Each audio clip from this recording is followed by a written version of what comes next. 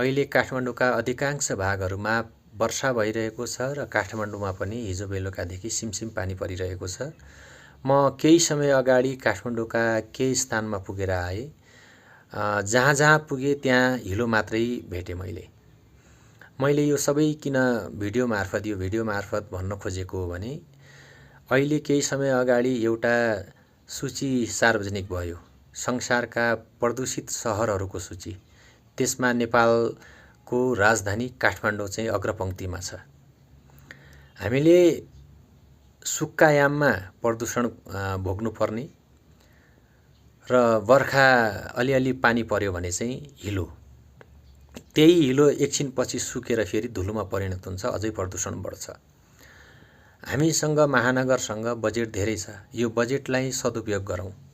यो बजेटलाई यो प्रदूषणबाट मुक्त गर्ने कार्यमा लगाऊँ। मलाई केही समय अगाडि मैले एउटा समाचार सुनेको थिएँ। त्यो समाचारमा चाहिँ काठमाडौँ महानगरले वार्षिक बजेटको 21% मात्रै खर्च गर्यो भन्ने खालको समाचार आयो। यदि त्यो हो भने किन अरू पूर्ण रूपमा खर्च भएन, सदुपयोग भएन? त्यसलाई किन विकास निर्माणमा लगाउने काम गरिएन? र केही साथीहरूले भन्नुहुन्छ काठमाडौँ सहरमा धेरै चुनौतीहरू छन्, यहाँ आन्दोलनहरू धेरै हुन्छन् र काम गर्न असहज हुन्छ भन्ने खालको कुरा गर्नुभयो। त्यो कुतर्क हो। आन्दोलन गर्नको लागि निश्चित ठाउँहरू तोकिएका छन्, माइतीघर, तिनकुने लगायतका ठाउँहरू। त्यहाँ आन्दोलन हुन्छन् होला। तर एउटा गल्ली, जुन गल्लीमा म आज जुन गल्लीमा म पुगेर आएँ, त्यहाँ जहाँ जहाँ हिलो छ त्यहाँ आन्दोलन हुँदैनन् कुनै पनि समयमा। त्यहाँ त्यो हिलोबाट मुक्त गर्नको लागि कसले रोक्यो? न त्यो आन्दोलनले रोक्यो न के।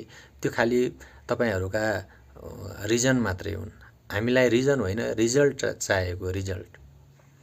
त्यही हुनाले यहाँ चाहिँ कारण मात्र देखाउने काम हुन्छ, परिणाम होइन। हामी परिणाममुखी हुनुपर्छ।